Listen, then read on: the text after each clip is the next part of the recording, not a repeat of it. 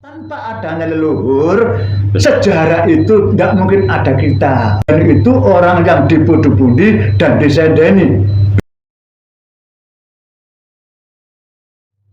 Salam Rahayu. Kita sekarang berada di Desa Made bersama dengan Gus Samsul sebagai penisepuh desa. Kita akan berbincang-bincang, kita akan menggali tentang sejarah mengenai Punden Singojoyo. Assalamualaikum Gus. Waalaikumsalam warahmatullahi wabarakatuh. Ya, maksud kedatangan kami ini dari teman-teman mau menggali sejarah mengenai Punden Singojoyo.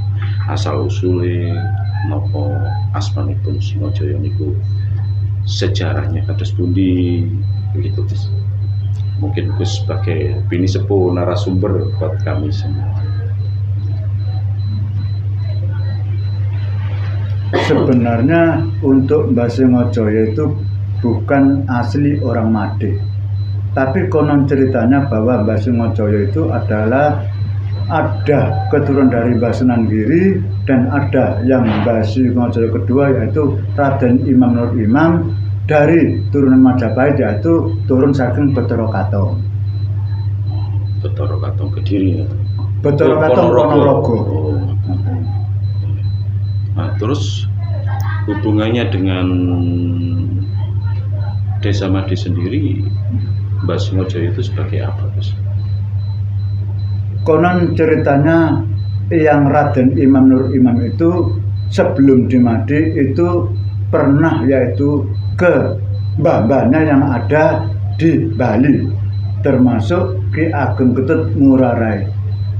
Dari Raden Imam Nur Imam ini termasuk bisa dikatakan ke mbah-mbah di Bali itu di Gulawenta, di Wejang Ilmu, di Wejang Kauru, ilmu kapitayan di sana, sehingga lulus ing laku yang Raden Imam Nur Imam ini adalah melancong mencari mbah yang dari Majapahit di daerah Made sampai Gerep Surabaya. Nah, di sini untuk Raden Imam Nur Imam ini yaitu bertemu dengan yang Joko Slamet utawi yang Raden Selambi yang turun dari Mbah Sunan Giri dengan yang Raden Kertabumi Raja Brawijaya Majapahit. Nah, terus untuk Raden Imam Nur Imam di sini dididik, walaupun agamanya pada waktu itu adalah agama Hindu, kapitayan kepercayaan dan sebagainya di Bali, tapi di Made ini ada dididik sama yang Joko Slamet utawi yang Raden Selambi ini dididik dengan ajaran agama Islam, bukan hanya nama Raden Imam Nur Imam atau I Made Ketut Ngurah Rai, tapi diberi nama Muhammad Made. Oh, karena sudah masuk Islam. Oh gitu. Bisa nggak dikatakan bahwa Singojoyo, Eyang Singojoyo itu sebagai pendiri Desa Made atau sebagai yang babat alas Desa Made? Konon ceritanya yang babat alas itu ada 3 periode. Kalau menurut pendapat saya ada 3 periode. Kalau menurut umum itu ada 2 periode, yaitu Singojoyo pertama dan Singojoyo kedua. Yang pertama itu adalah turun dari yang Sunan Giri itu sendiri, yaitu Raden Imam Husairi, itu termasuk Mbah Singojoyo pertama abad 12 sampai 13-an. Nah, untuk Mbah Singojoyo kedua ini termasuk abad 17 sampai 18, itu termasuk bisa dikatakan Raden Imam Nur Imam ini adalah Mbah Singojoyo kedua. Namanya Muhammad Made. Oh, berarti kalau yang di tahap kedua itu apakah sejaman dengan Sawunggaling? Yang Joko Berat Sawunggaling itu seabad. Kembali ke Eyang Singojoyo.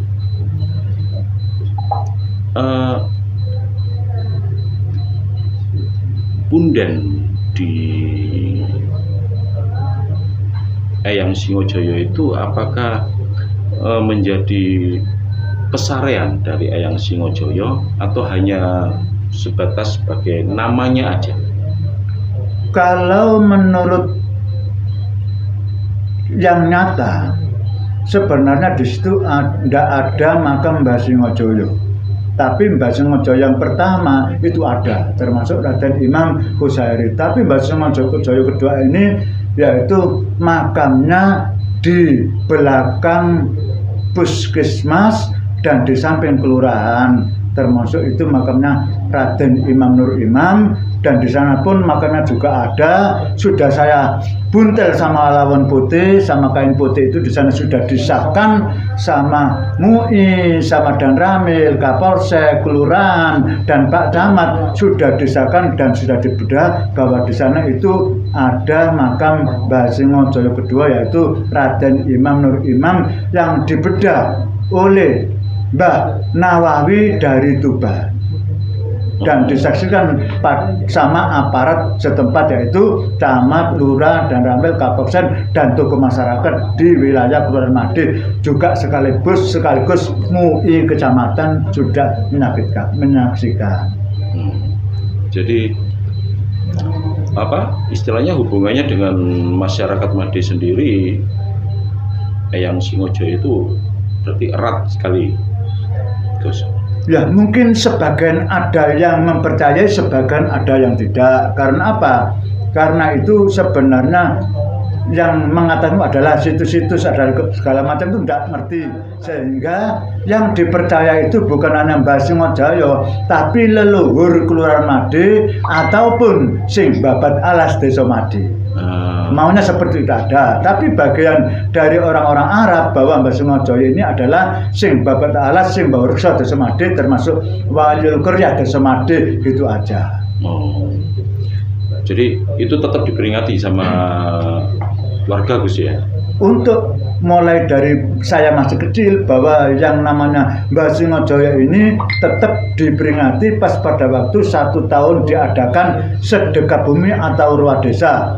Yang saya sampaikan di Made ini sangat hebat sekali. Karena apa? Karena di Made ini bukan hanya Mbah Singojoyo saja, tapi di atas Mbah Singojoyo juga ada, dan Mbah Singojoyo juga ada, termasuk yang Joko Tunggu, termasuk yang Joko Lono atau Joko Mono. Joko Lono termasuk Senewami, yang Rono Joko Mono termasuk Raden Krishna, anaknya Mbah Fatkal Sunan Prapen juga ada di sini, termasuk bisa dikatakan itu yang Joko Mono yang paling keren sendiri. Termasuk di sini juga ada yang Joko Umbaran, yang Joko Selamat Joko Umbaran, Raden Bambang Joko Umbaran, Joko Selamat, Raden Selampi, Dewi Patina juga ada di makam besar atau makam agung sana. Berarti sejarah Desa Made itu sendiri sudah sepuh sekali, Gus ya? Kalau menurut saya pribadi, untuk masalah sejarah Made ini adalah sepuh pas pada waktu zaman Prabu Erlangga. Karena saya melihat atau mendengar dari Sasmita Goib bahwa Eyang Airlangga itu bertapa di Gunung Pujangan, termasuk ada di Sindamade, dan Eyang Heru Cokrojoyo itu bertapa di daerah Made ini, termasuk bisa dikatakan Gunung Kendeng.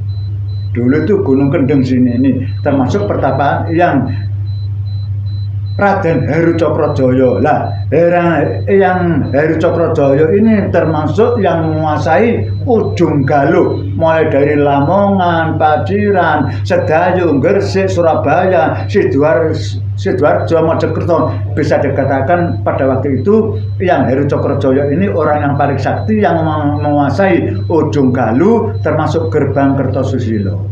Sebelum ada Kediri, sebelum ada Singosari, sebelum ada Doho, sebelum ada Majapahit, itu di sini sudah ada. Makanya anak-anak dari Majapahit, termasuk anak dari Singosari, banyak yang ke sini mencari mbah-mbah, termasuk yang Dewi Sambisari atau Dewi Nawangsari yang berada di Kelurahan Made, Kecamatan Sambekerep, Surabaya.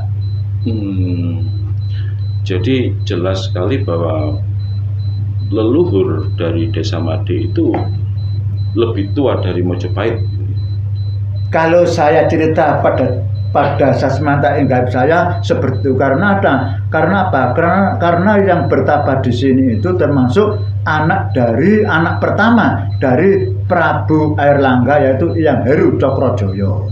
Oh, tapanya di sini. Tapanya di sini. Hyang Heru Cokrojoyo itu tapanya di sini, termasuk yang menguasai Ujung Galuh pada waktu itu, dan Mbah Airlangga itu sendiri bertapa di lereng-lereng Gunung Pucangan Jombang yang bernama Sendang Made, sampai di sana ada.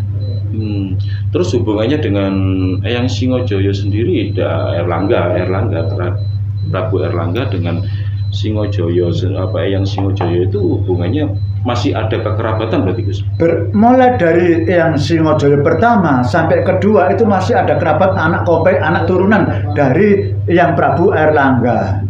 Jadi di sini termasuk semua yang mencari, termasuk anaknya Mbah Sunan Giri, termasuk Sawung Rono sama Sawung Sari, yang Rono sama Sawung Sari ini termasuk ada makamnya di sini, mencari mbah-mbah di Made ini, termasuk Mbah Sunan Giri yang dari turunan Raden Kertabumi. Pas pada waktu itu mempunyai anak 4, yaitu Joko Umbaran, Joko Selamet, sama Raden Siti Fatimah, Dewi Patina. Terus hubungannya Punden Made ini dalam perjalanannya itu apa ada, misal katakanlah kan, karena kita ada beberapa benturan, mungkin ada benturan budaya, Gus, benturan budaya dengan masyarakat sekitar atau bagaimana, apakah pernah ada, Gus? Karena itu memang ada benturan, itu pasti di mana-mana pun saya kira ada. Karena apa? Karena dianggap untuk punden itu adalah sesat, punden itu adalah syirik, musyrik, diperkirakan menyembah pada pohon, pada batu, pada kayu di situ. Padahal kalau kita kaji, punden itu orang yang dipundi-pundi dan disendeni. Bisa Allah itu sendiri, al-awwalu wal akhiru, itu juga punden, orang yang dipundi-pundi dan disendeni. Yang namanya orang tua itu juga bisa adakan punden, karena itu pepundennya urip.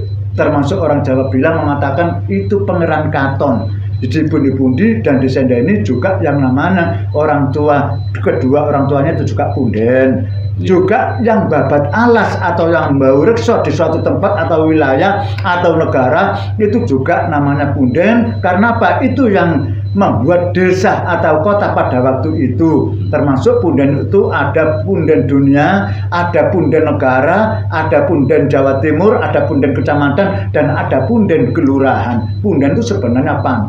Banyak. Kata-kata punden itu adalah orang yang dipundi-pundi dan disendeni. Tidak ada lain, hanya kita mengenal atau mengingat leluhur.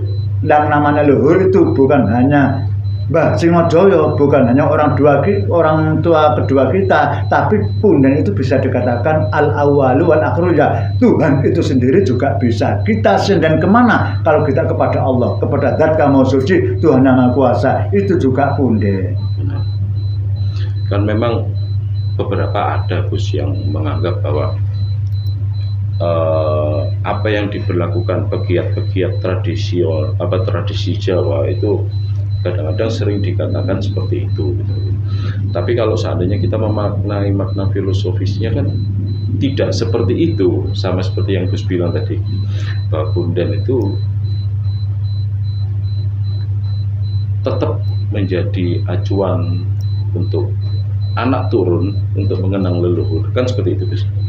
Kita mengakui atau tidak mengakui bahwa leluhur kita dulu itu adalah bukan orang Islam, bisa juga orang Hindu, bisa juga orang Buddha, bisa juga orang Kristen, tapi kita tidak memandang itu.